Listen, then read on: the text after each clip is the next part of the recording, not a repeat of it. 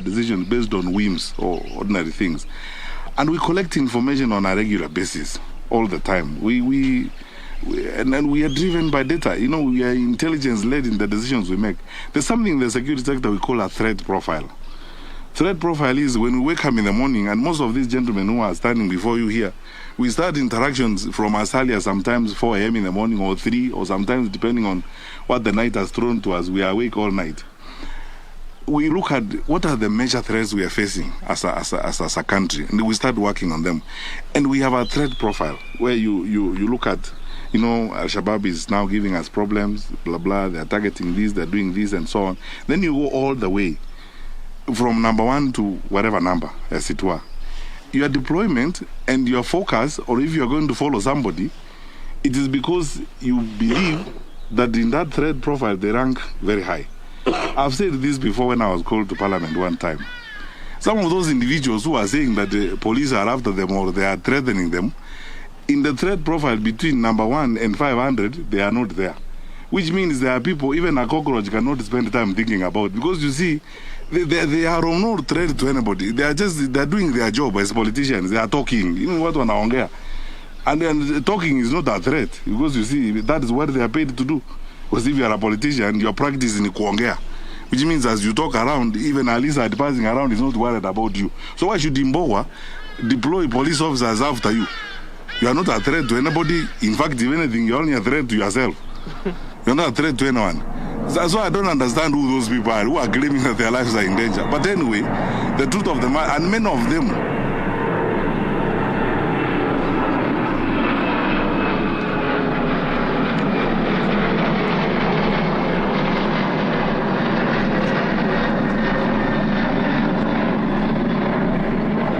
sorry about that. I hope we'll finish before another plane. So those who are making those claims, some of these sympathy-seeking or sympathy-craving, publicity stunts about, oh, my life is in danger and so on, police are after me, and these gentlemen have better things to do. And as I told you, if they have to go to look at somebody, they look at the threat profile. Where do you feature? If between number 1 and 600, you don't feature, why would a senior police officer like, you know, Odhiambo spend time on you, honestly, and deploy police to look after you? You are not a threat to anybody. You are not a threat to anybody. If anything, you are a threat to yourself.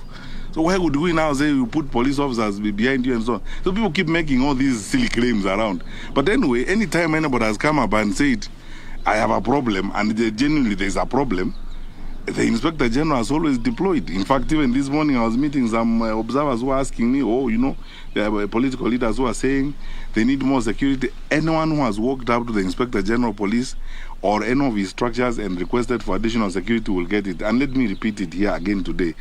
Wherever you are, Mr. So-and-so, Madam So-and-so, wherever you are, if you feel that you actually need more protection and more security, please walk straight to the police station next to you, talk to the OCS there and report the matter, or look for your sub-county police commander or your county commander, whoever you will meet. We will give you security that you need. It is your right. We will not be doing you a favor. It is your right, and it's our duty to make sure that you are safe. But these other claims that people are making, as I told you, when you look at the threat profile and you discover the person who's claiming that, oh, his life is in danger and we have deployed police vehicles to follow him around, you discover it's somebody who, as I've told you, even a cockroach will not bother to think about for a second time. Hapa naitwa Boni kutoka KDRTV.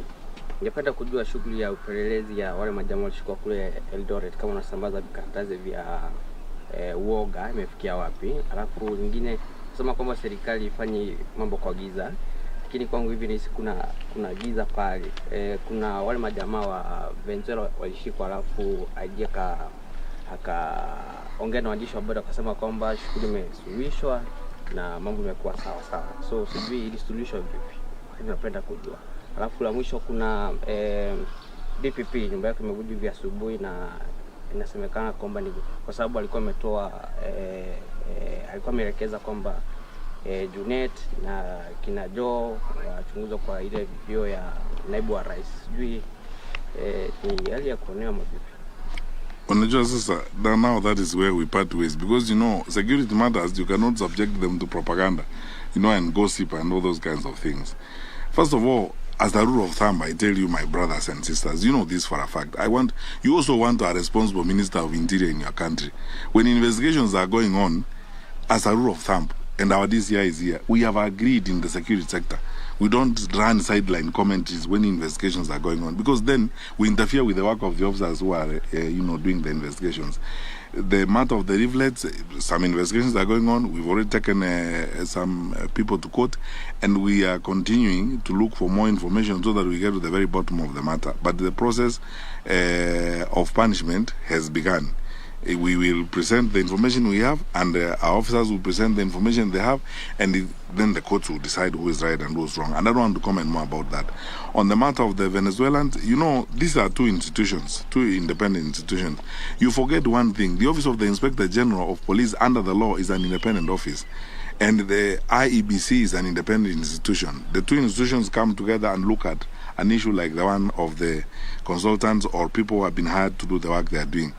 In their wisdom, they take a decision, and all the issues involved have been explained and sorted out. And they agree that we have now explained all the gray areas on this matter. We are on the same page. Let us move forward. And they decide responsibly, I believe as responsible people, that let us not engage in press commentaries that are going to affect the conduct of the general elections. Why would we want to go back to them again and tell them, okay, so what happened? How many cups of tea did you take during that meeting? Who said what, and so on? Let's trust our Inspector General of Police. Let's trust Mr. Jebukati, the chairman of the IEBC, on the decision they took on that matter. I am satisfied myself when I was briefed by the decisions of the Inspector General of Police, and we are fine. And then he has briefed us on the conversations he had with the IEBC on the matter. We are satisfied completely with how they resolved the matter, and we believe that is the responsible way of managing these affairs. Let us proceed now to another matter. On the issue of the house of the DPP, again, it applies to what I told you earlier.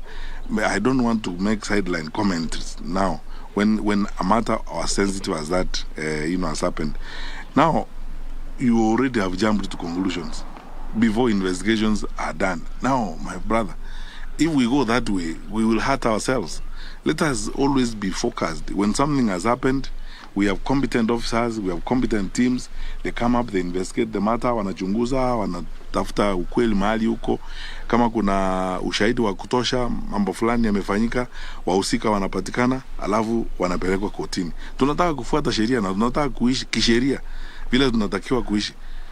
Sawa? One last question perhaps. Oh.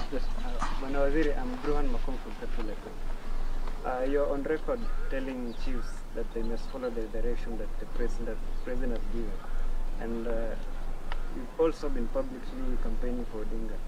Don't you think, as a high-ranking official, don't you think this amounts to pressuring officials to pick a side? No, I will explain. And those are two different issues. And thank you for asking me the question. Number one, and I repeat it again, in a society of our kind, and all societies around the world, leadership is organized in the manner in which our leadership is organized.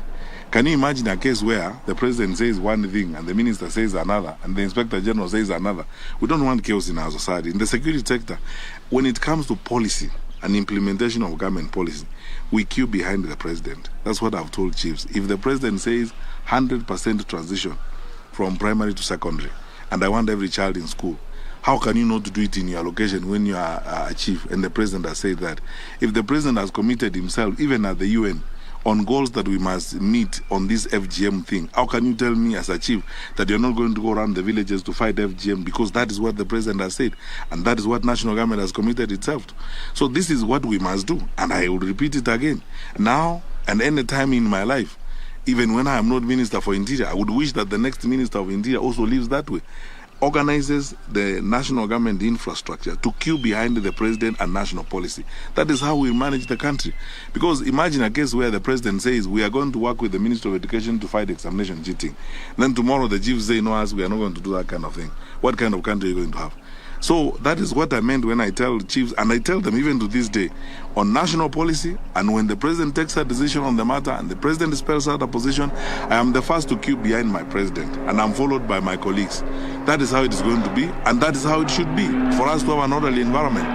On the question of elections and campaigns, let's stop pretending about one thing.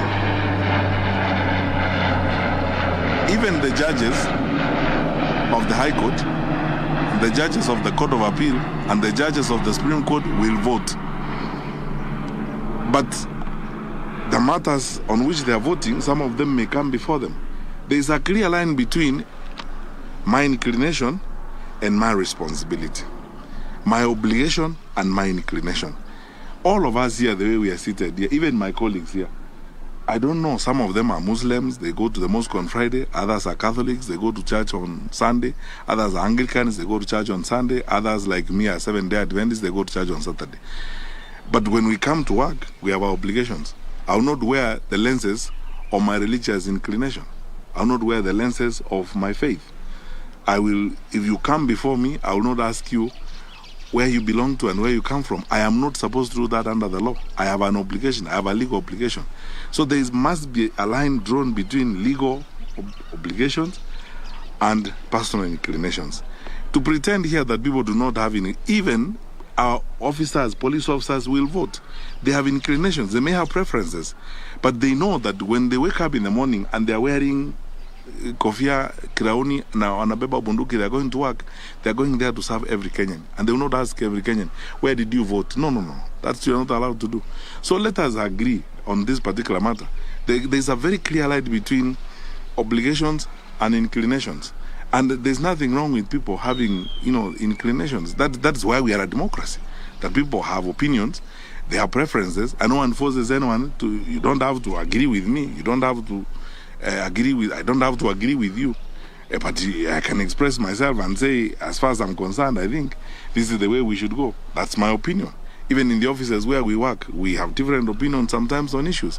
But we don't sack people because they have expressed differences of opinion, because we understand the line between obligations and inclinations.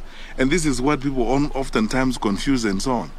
The Constitution says the President will appoint cabinet ministers who are technocrats. It doesn't say the President will appoint robots, switch on and switch off robots to the cabinet.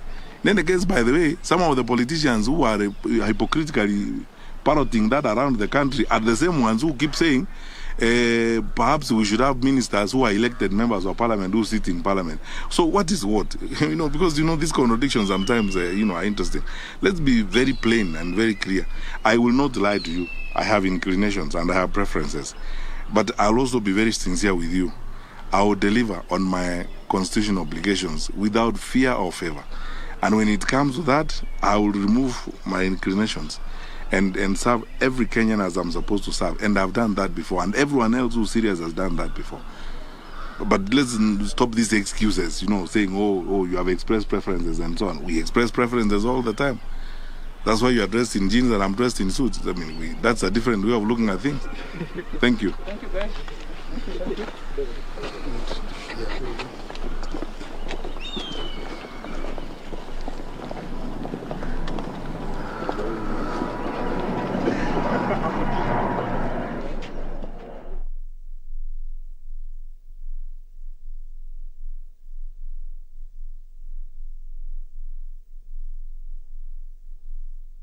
Australia is in pole position for one of